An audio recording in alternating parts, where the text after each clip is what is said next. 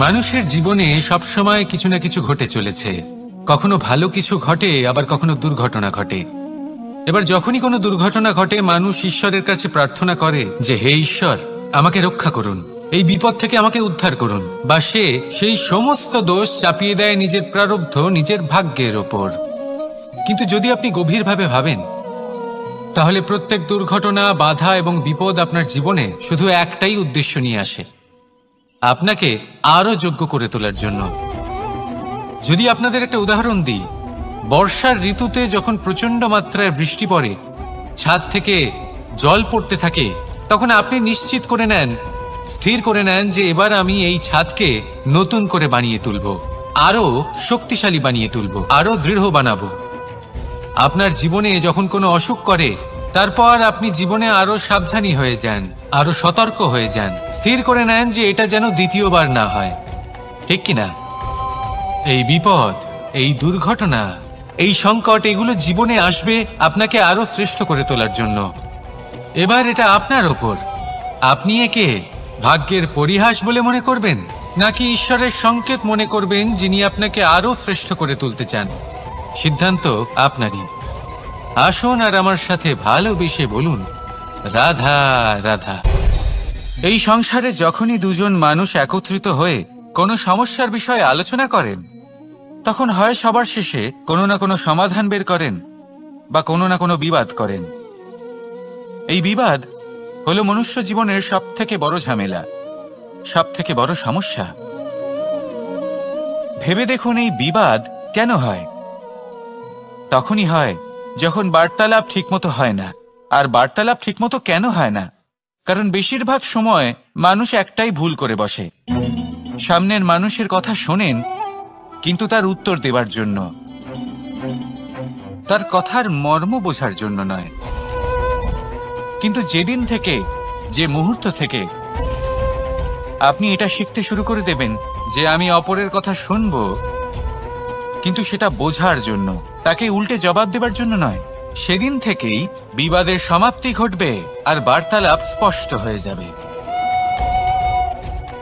দেখুন, হয় সামনের মানুষের কথা বুঝতে শিখুন, বা নিজের বক্তব্য ভালোভাবে সামনের মানুষটাকে বুঝিয়ে বলুন।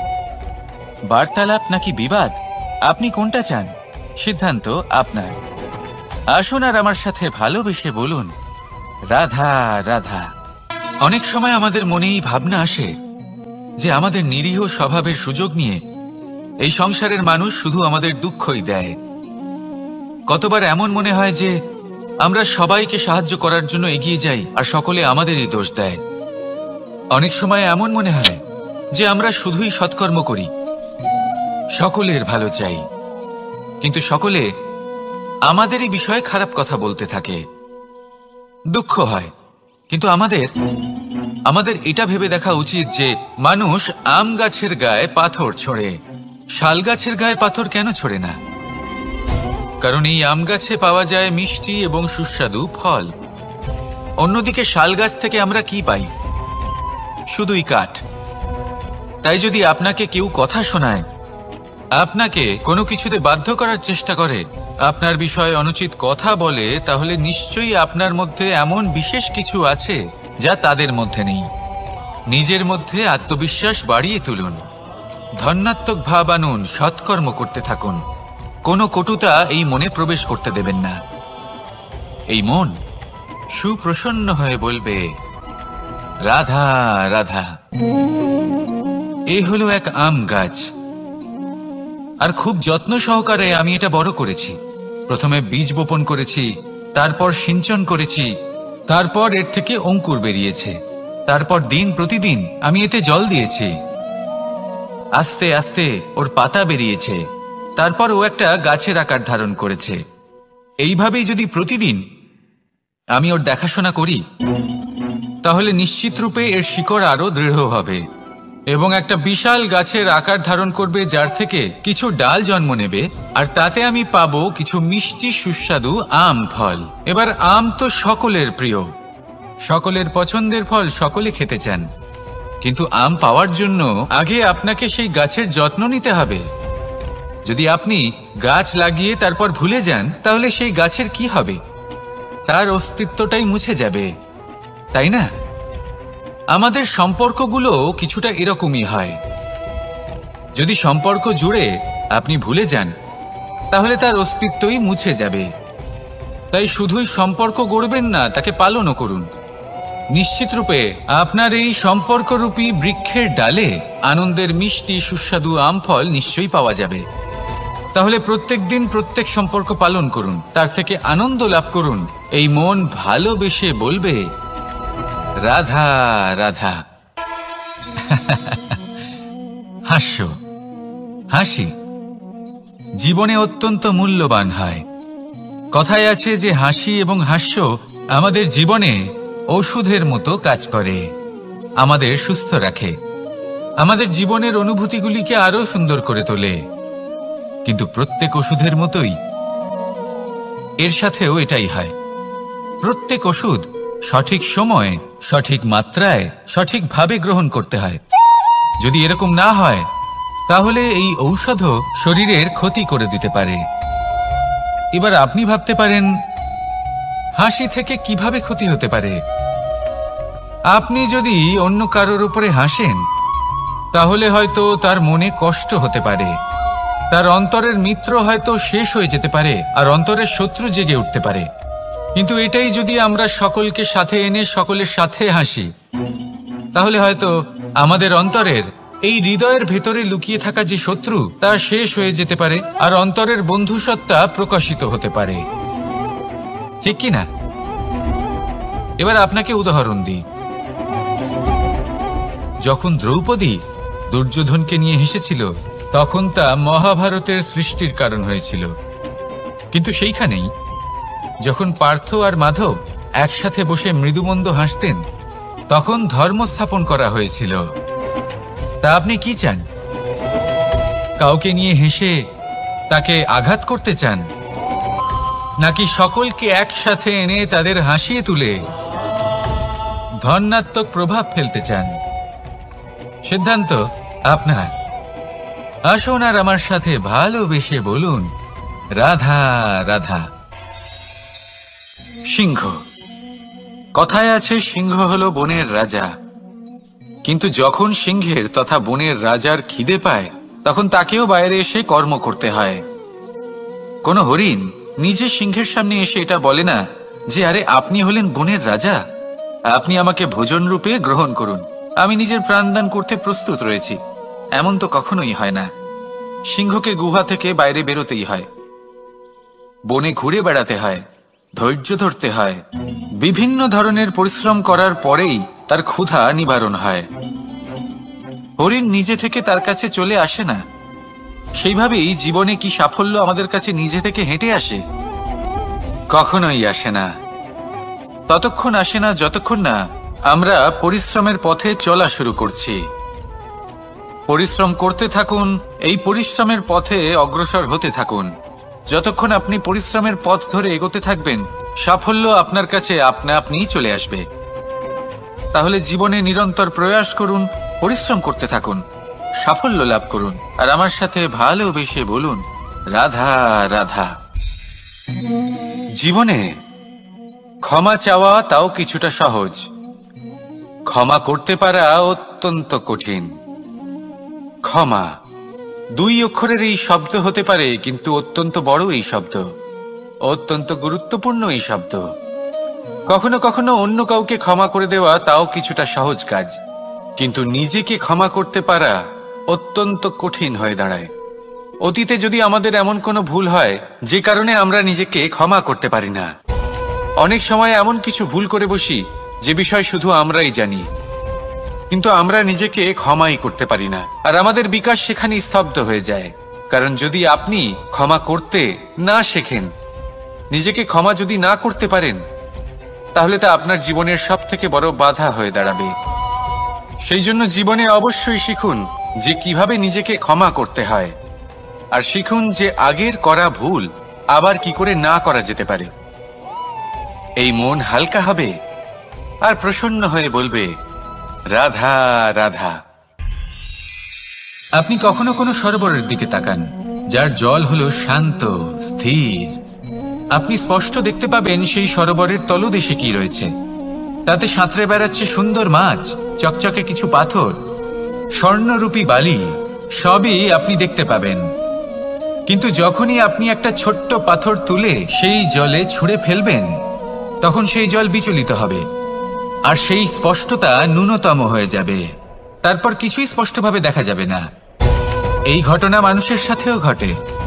মানুষ যদি বিচলিত হয়ে পড়ে, তখন সে বুঝতে পারে না যে বর্তমানে কি হয়ে চলেছে আর ভবিষ্যতে কি করা উচিত। কিন্তু সেই মানুষ যদি শান্ত থাকেন, স্থির থাকেন, ধন্যাত্মক থাকেন, তাহলে নিশ্চিত রূপেই বুঝতে পারবেন যে বর্তমানে কি করতে হবে আর ভবিষ্যতে কি করতে হবে। তাই নিজের মধ্যে সেই স্থিরতা আনুন, সেই ধৈর্য ধরুন, নিজেকে শান্ত রাখুন আর সবার মধ্যে ভালোবাসা ছড়িয়ে দিন। এই মন প্রসন্ন হয়ে বলবে, রাধা রাধা।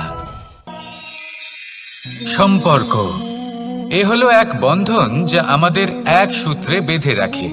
কিন্তু এমন কিছু ব্যক্তি থাকেন যারা এই সম্পর্কের বিষয়ে নিজস্ব একটা ধারণা করে ফেলেন যে সম্পর্ক এরকম হওয়া উচিত, সম্পর্ক সেরকম হওয়া উচিত। আমি এই সম্পর্কের জন্য কত কিছু করেছি এই ব্যাখ্যা করতে থাকেন আর তার বদলে অনেক কিছু প্রত্যাশাও করেন। কিন্তু সত্য হলো এটাই যে সব সম্পর্ক একরকমের হয় না, কিন্তু প্রত্যেক সম্পর্কের একটা বিশেষত্ব থাকে। যেমন চোখ আর নাকের এই সম্পর্ককেই দেখুন। চোখের সব থেকে কাছে কে আছে? নাক আছে। কিন্তু এই চোখ দিয়ে এই নাককে আমরা দেখতেই পাই না। তবে কি ধরে নেব এই সম্পর্কের কোনো মূল্য নেই? এমনও নয়। ঠিক এইভাবেই যদি কোনো ব্যক্তি তার আবেগ আপনার কাছে ব্যক্ত করতে না পারেন বা প্রকট করতে না পারেন বা আপনাকে বোঝাতে না পারেন, তাহলে তার মানে এটা নয় যে তার সাথে আপনার সম্পর্কের তিক্ততা রয়েছে। এমনটা কখনোই নয়। শুধু চোখ আর নাকের এই সম্পর্কের মতোই হলো আমাদের জীবনে আমাদের আপনজনের সাথে সম্পর্ক। যদি কারোর ব্যবহার আপনার প্রতি অনুচিত হয় বা যদি কেউ অনুপস্থিত থেকে থাকে বা কেউ যদি আপনাকে বুঝতে না পারেন, তাহলে তার অর্থ এটা নয় যে আপনি সেই সম্পর্ক ভেঙে ফেলবেন।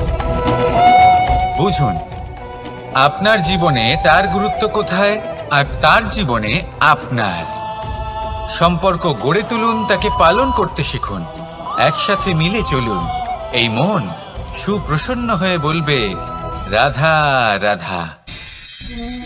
প্রারম্ভ শূন্যের দ্বারা হয়ে থাকে, তা সে ব্রহ্মাণ্ডই হোক, পৃথিবীই হোক, আদি ইত্যাদিই হোক। সবাই নিজের অস্তিত্ব শূন্য থেকে লাভ করে।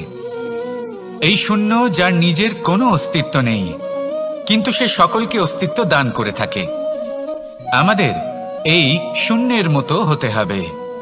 যে আমাদের সাথে যুক্ত হবে তাদের অস্তিত্ব অনেক বেশি প্রখর হবে, বিশাল হবে, শ্রেষ্ঠ হবে।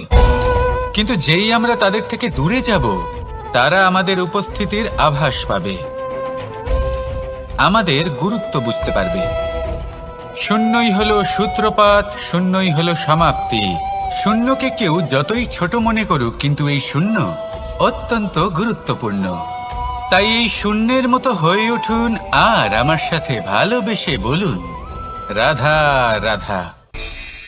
সাগরের ঢেউ সমুদ্র তটে ধাক্কা খেয়ে, পাথরের সাথে ধাক্কা খেয়ে তার আকার বদলে দিতে পারে। বিভিন্ন আকারের পাথরে এদের ঘষে ঘষে গোলাকার বানিয়ে দিতে পারে। কিন্তু এই সাগরের ঢেউ এদের নিজেদের আকার কখনো বদলায় না। কিন্তু এমন কেন? কারণ এরা বিচ্ছিন্ন হয়েও আবার একত্রিত হতে জানে।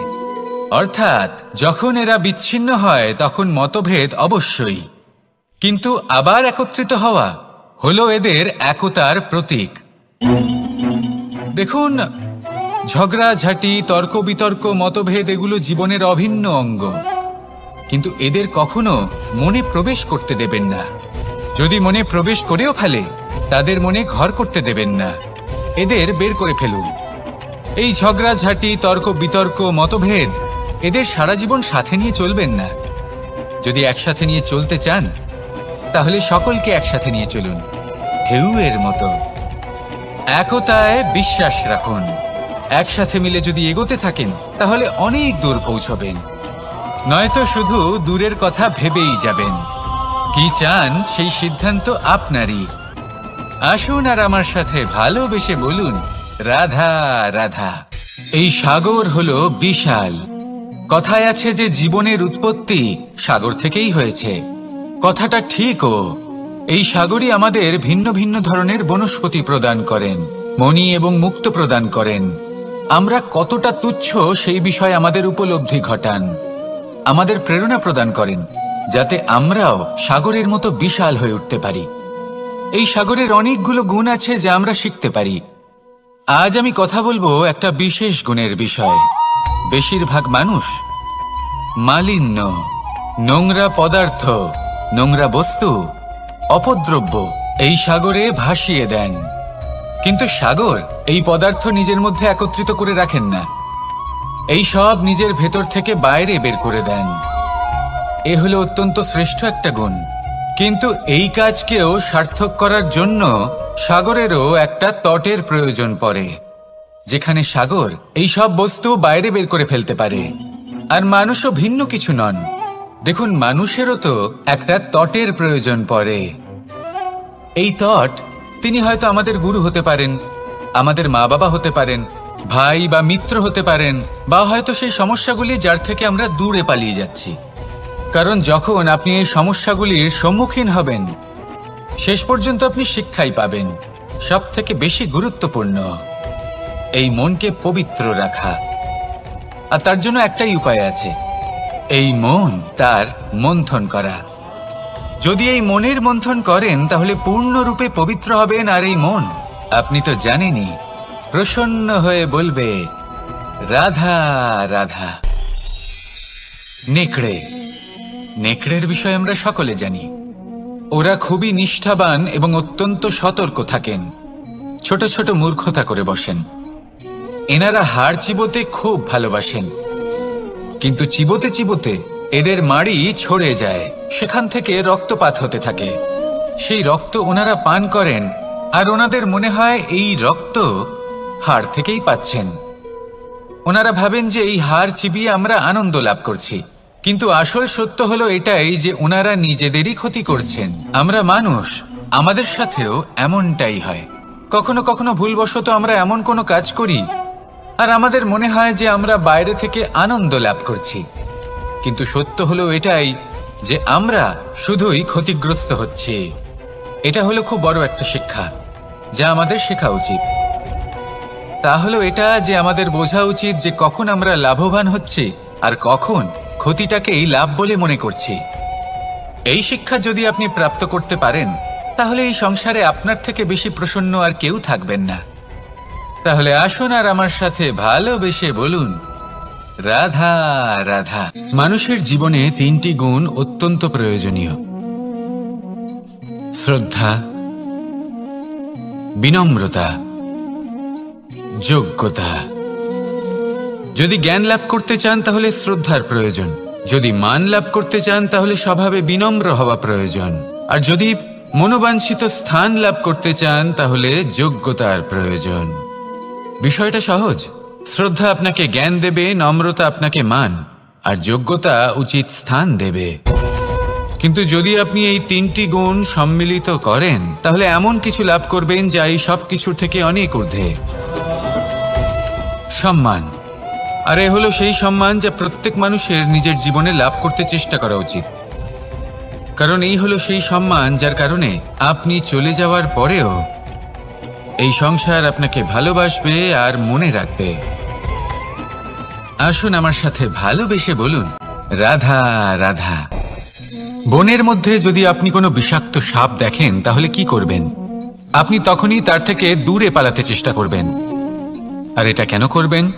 নিজের রক্ষার্থে। এই কথা আমি নয় মেনে নিলাম, কিন্তু নিজের জীবনে এটা করেন না কেন? আপনি যেখানেই যান, যে স্থানেই যান না কেন, প্রত্যেক সময় প্রত্যেক মুহূর্তে এমন বিষাক্ত সাপ আপনি অবশ্যই খুঁজে পাবেন। আর সেই সাপ নয় যাদের আপনি বনে খুঁজে পাবেন, এরা হলো সেই সাপ যা আপনাকে পাপ করতে বাধ্য করবে। আপনার অন্তরের বাসনা, ক্রোধ, অহংকার, লোভ, ঈর্ষা এদের বৃদ্ধি ঘটাবে।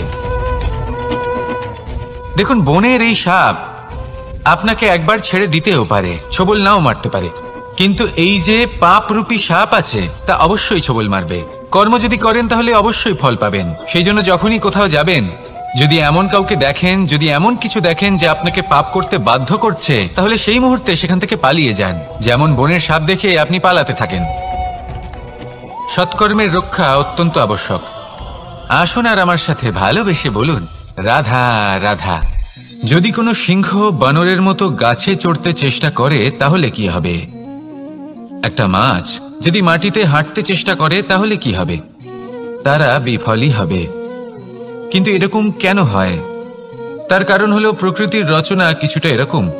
এখানে প্রত্যেকটি ব্যক্তিকে, প্রত্যেকটি প্রাণীকে আলাদা আলাদা গুণের অধিকারী করা হয়েছে এবং সকলকে একটা সীমাও প্রদান করা হয়েছে।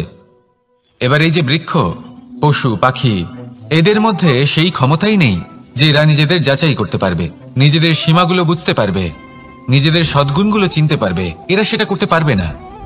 কিন্তু মানুষ তো আলাদা।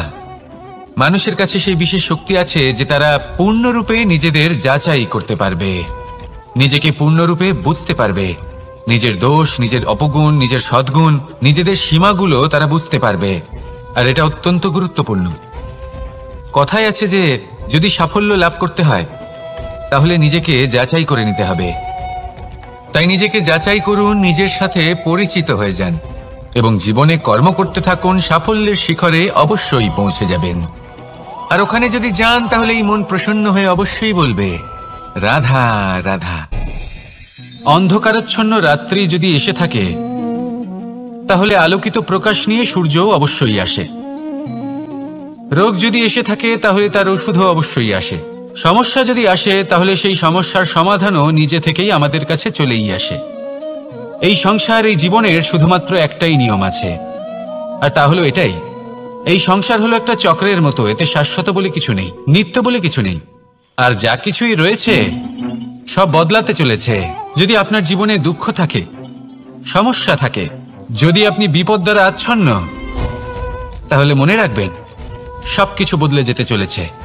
দুঃখের সময় কাঁদবেন না, মনকে আরো দুঃখী করে তুলবেন না, কারণ এখানে যা কিছুই এসেছে তা যাওয়ার জন্যই এসেছে।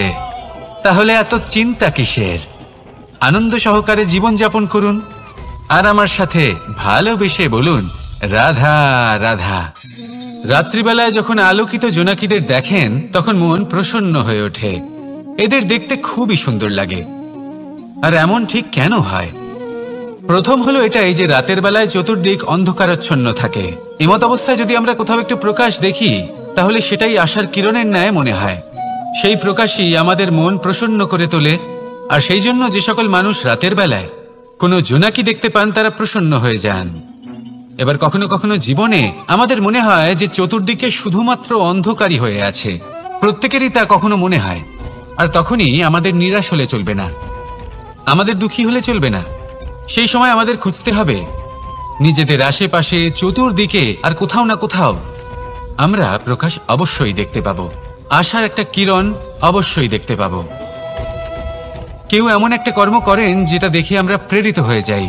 আর এমন কোনো কর্ম যদি আপনারা করেন তাহলে সেই কর্ম আপনার মনকে প্রসন্ন ভাব, আনন্দ এবং ভালোবাসা দ্বারা ভরিয়ে তুলবে। আপনার অন্তরে সেই অন্ধকারের অন্ত করবে, দুঃখেরও অন্ত করবে। আর এই মন প্রসন্ন ভাব নিয়ে বলবে, রাধা রাধা। মনুষ্য জীবনের সবথেকে বেশি গুরুত্বপূর্ণ বিষয় হল মনের একাগ্রতা।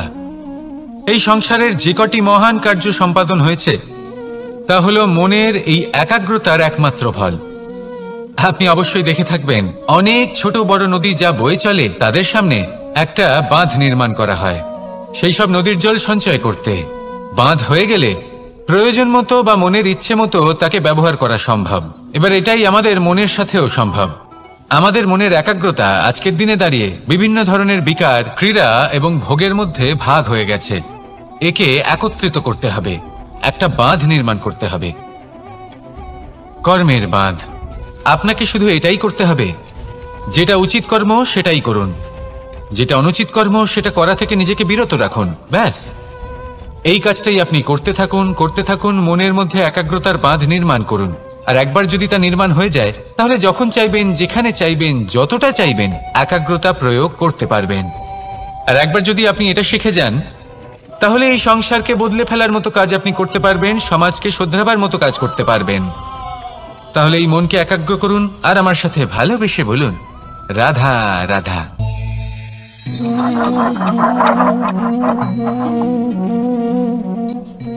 কোনো ব্যক্তিকে নিশ্চয়ই দেখেছেন যিনি নিজে কাঠ কাটার এই কাজে নিপুণ এবং অভিজ্ঞ।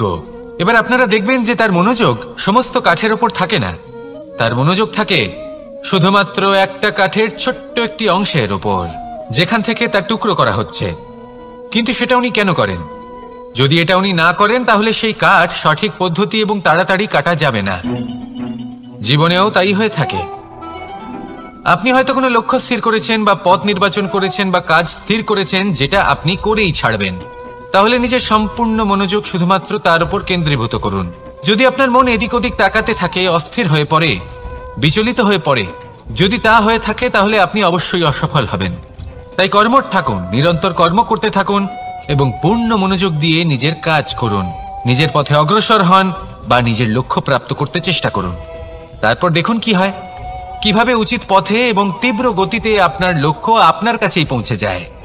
আর আপনার এই মন প্রসন্ন হয়ে বলে, রাধা রাধা। কখনো কোনো নদীকে দেখেছেন? একই আকার, একই স্থান, শুধু প্রবাহিত হতে থাকে। এর মধ্যে কখনো কোনো অপদ্রব্য ফেলে দেখুন, দেখবেন সেটা বেশিক্ষণ সেখানে থাকে না। সেটা নদীর সাথে বইতে থাকে আর বয়ে যেতে যেতে সাগরে সমাহিত হয়ে যায়, আর শেষ পর্যন্ত সাগর সেটাকে তটে ফেলে দেয়। কিছুটা এমন হওয়া উচিত আমাদের বিচারধারাও। এক স্থানে তা স্থগিত হওয়া উচিত নয়, এটা সবসময় প্রবাহমান হওয়া উচিত। তবেই আমাদের চেতনা, আমাদের মূল্যবোধ এবং আমাদের স্মৃতি, এই তিনটি শ্রেষ্ঠ থাকবে। আর এটাই হলো পুকুর এবং নদীর মধ্যে পার্থক্য। নদীতে জল সবসময় বয়ে চলে, সেই জন্য পবিত্র থাকে, শুদ্ধ থাকে এবং পরিষ্কার থাকে। আর সেখানে এই পুকুরের তলদেশে সব জমা হতে থাকে আর সেই জন্য তা অপবিত্র হয়ে যায়। তাই সবসময় এই বিচারধারা প্রবাহমান রাখুন। যদি মনে কোনো ভাবনা চলে আসে, সেখানেই থেকে যায় এবং বিদ্যে থাকে, তাহলে তা বের করে দিন, তাকেও বয়ে যেতে দিন এবং তার যা উত্তর হবে তা সময়ের সাথে আপনার সামনেই চলে আসবে। শুধুই নদীর মতো প্রবাহমান হন আর আমার সাথে ভালোবেসে বলুন, রাধা রাধা। এই সংসারে সাফল্য লাভ করার জন্য জ্ঞানের প্রয়োজন হয়, পরিশ্রমের প্রয়োজন হয়, দৃঢ় নিষ্ঠার প্রয়োজন হয়, নিরন্তর চেষ্টা করা প্রয়োজনীয়। কিন্তু আরো কিছু আছে যা অত্যন্ত প্রয়োজনীয় এবং গুরুত্বপূর্ণ। তা হলো ভালো বন্ধু। তাদের থাকা অত্যন্ত প্রয়োজনীয়। যদি ভালো বন্ধু থাকে তাহলে সময় এলে তারা ঢাল হয়ে আপনাকে সুরক্ষা করবেন। সময় এলে অস্ত্রের মতো শত্রুকে সংহারও করবেন। যদি তিনি জ্ঞানী হন, তাদের মধ্যে সদ্গুণ থাকে, তাহলে এই সব গুণ আপনার মধ্যেও প্রবেশ করবে। তাহলে সাফল্যের জন্য ভালো বন্ধু পাওয়া অত্যন্ত প্রয়োজনীয়। কিন্তু শুধু বন্ধু কেন, ভালো শত্রুও থাকা প্রয়োজনীয়। এবার আপনি ভাববেন, আমি কি বললাম? যদি আপনার জীবনেও ভালো অর্থাৎ শক্তিশালী শত্রু থাকে, তাহলে আপনিও শক্তিশালী হতে থাকবেন।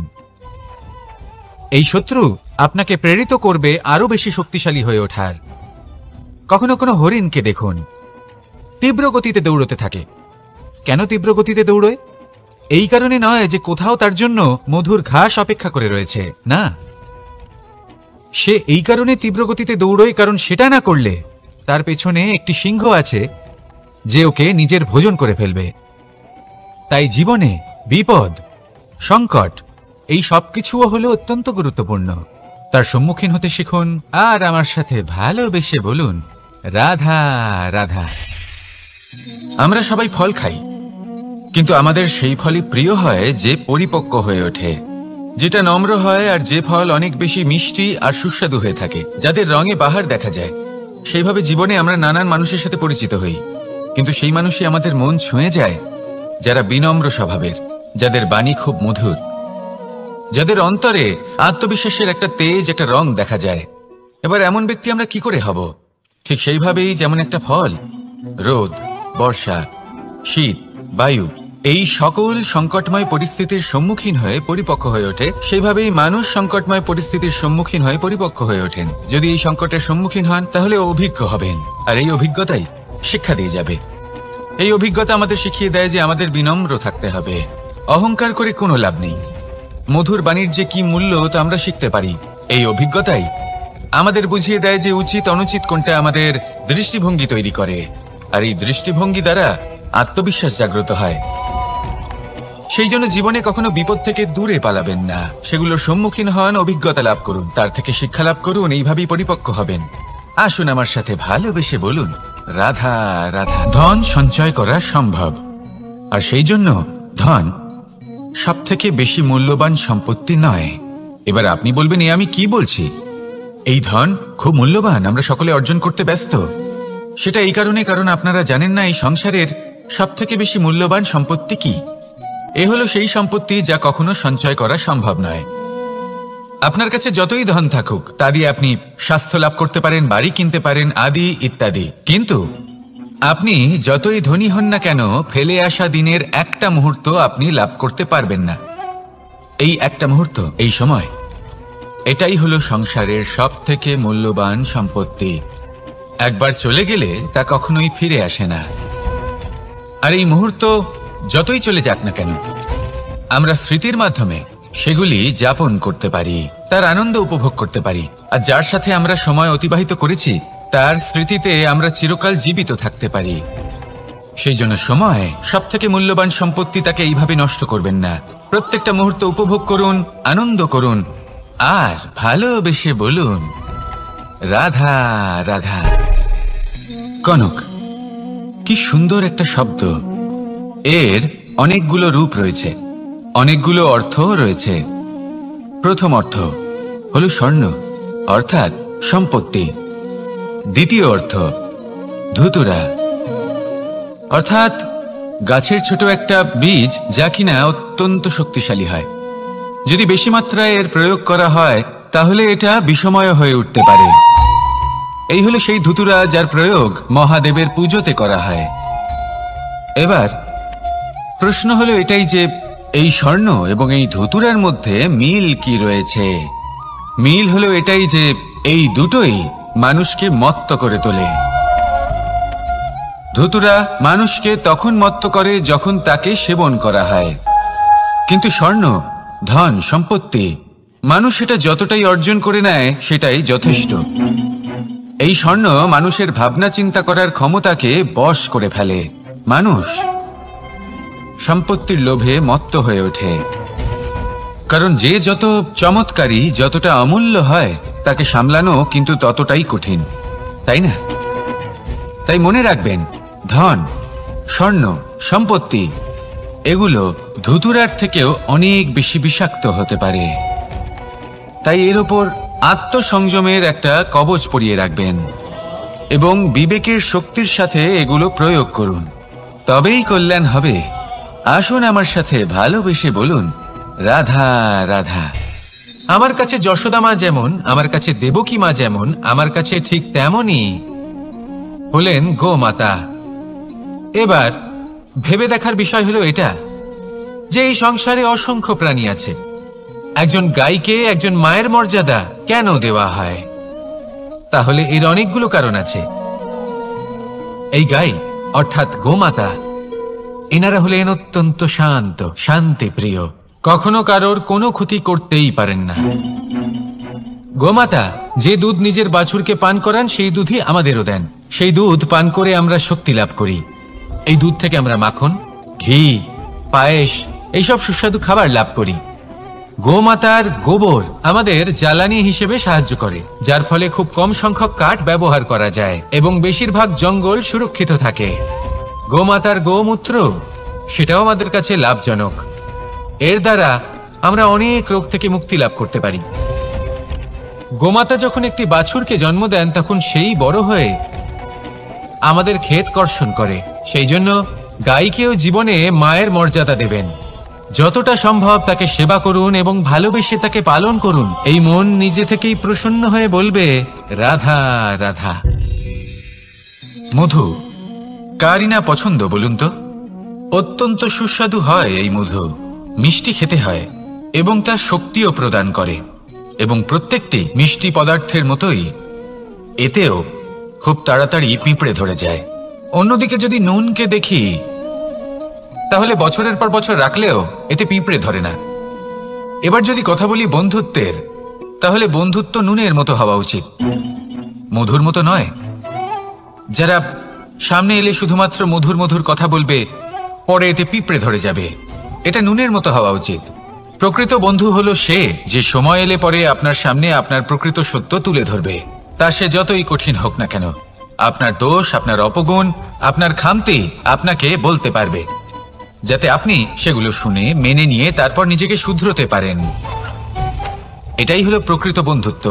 কখনো নিজের জীবনের আশেপাশে মন দিয়ে দেখবেন, অনেক সময় এমন মানুষ থাকেন, অনেক বন্ধু থাকেন যাদের দেখে আমাদের মনে হয় যে এনারা খুব কঠোর, এনাদের কথা খুব কটু। কিন্তু বেশিরভাগ এমন মানুষের মনটা যদি বুঝতে পারেন তাহলে দেখবেন তাতে কোনো মালিন্য নেই, এনাদের মন অত্যন্ত পবিত্র হয়। যদি আপনার জীবনেও এমন কোনো ব্যক্তি থেকে থাকে, এমন বন্ধু থাকে, তাহলে তাদের আগলে রাখুন আর আমার সাথে ভালোবেসে বলুন, রাধা রাধা। যতক্ষণ আমরা এই সংসারে জীবিত ততক্ষণ আমাদের সাথে সবকিছু থাকে, আমাদের ধন, সুখ স্বাচ্ছন্দ্য, আমাদের মিত্রগণ, আমাদের পরিবার, এই সমাজ, এই সবকিছু আমাদের সাথে থাকে। যেদিন আমরা এই সংসারকে ত্যাগ করব, এদের মধ্যে কেউ আমাদের সাথে যাবে না, না ধন, না স্বাচ্ছন্দ্য, না সম্পত্তি। এই সকল মানুষ, এই সমাজ, এরা শুধুমাত্রই শ্মশান পর্যন্ত আমাদের সাথে থাকতে পারবেন। তারপরে যদি আমাদের সাথে কিছু যেতে পারে তাহলে তা শুধুই আমাদের ধর্ম। আর এই সংসারে আমরা নিজেদের যে সুনাম রেখে যাই সেটা সম্ভব শুধুমাত্র কর্মের দ্বারা।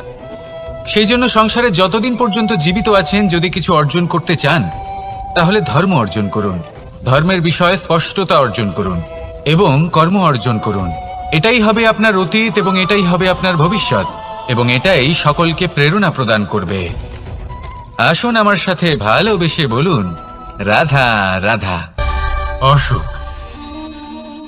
এমন কোন মানুষ আছেন এই সংসারে যার অসুখ করে না? প্রত্যেক মানুষ কখনো না কখনো অবশ্যই অসুস্থ হয়েছে, তার এই শরীর রোগের শিকার অবশ্যই হয়েছে। এবারে দেখুন, এই রোগ আসে আবার এই রোগ চলেও যায়, কিন্তু সেই রোগ আমাদের কষ্ট দিতে কেন সক্ষম হয়? কারণ হলো স্বচ্ছতা।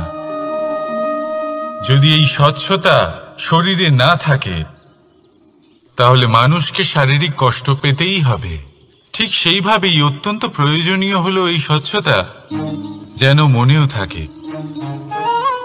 যদি এই স্বচ্ছতা মনে না থাকে তাহলে মানুষ চারিত্রিকভাবে কষ্ট সহ্য করেন। এবারে নিবারণ কি হতে পারে? বড়ই সহজ এর উপশম। যদি রোগ শরীরে হয় তাহলে সর্বপ্রথম স্বচ্ছতা বজায় রাখতে শিখুন, এই শরীরকে পরিষ্কার রাখতে শিখুন। বিচক্ষণতার সাথে এই রোগের সম্মুখীন হন, ভয় পাওয়ার কোনো দরকার নেই। ব্যায়াম করতে থাকুন, সব ঠিক হয়ে যাবে। সেইভাবেই যদি এই অসুখ মনে হয় তাহলে কি করা যায়? সর্বপ্রথম তার আধারের উপরে নজর দিন। আপনার এই আধারই হলো আপনার আহার। যা আপনি আহার করবেন সেরকমই মানুষ হয়ে উঠবেন, সেইভাবেই আপনি যেরকম ভাবেন সেরকমই মানুষ হয়ে উঠবেন। সেই জন্য নিজের ভাবনাকে শুভ করুন, নিজের দৃষ্টিভঙ্গিকে শুভ করে তুলুন, সবকিছু সঠিক হবে। আপনার আমার সবার মধ্যেই এক রাক্ষস বাস করে, তার সম্মুখীন হন, তাকে পরাস্ত করুন। তাহলে এই রোগ সে শরীরেই হোক বা মনের মধ্যে, যদি সঠিক সময় তাকে আটকানো না যায় তাহলে যে কোনো সময় তা মহামারীর রূপ ধারণ করবে। বলতে গেলে এই অভিজ্ঞতা আমাদের সেই শিক্ষা দেয় যার জন্য আমরা সুখের দিকে উচিতভাবে অগ্রসর হতে পারি। সেই জন্য জীবনে যখনই দুঃখ আসবে, দুঃখের এই সময় আসবে, তখন হতাশ হবেন না। বোঝার চেষ্টা করুন এই পরিস্থিতি কেন এসেছে, কি শিক্ষা দিতে এসেছে। যদি আপনি সেই জ্ঞান লাভ করেন, সুখের পথে অগ্রসর হন, তাও উচিত রূপে, তাহলে এই অভিজ্ঞতার উদ্দেশ্য পূরণ হয়ে যায়। তাহলে আসুন আর আমার সাথে ভালোবেসে বলুন, রাধা রাধা। জীবনে শিখরে পৌঁছানোর জন্য মানুষের কি প্রয়োজন হয়ে থাকে? সিঁড়ির।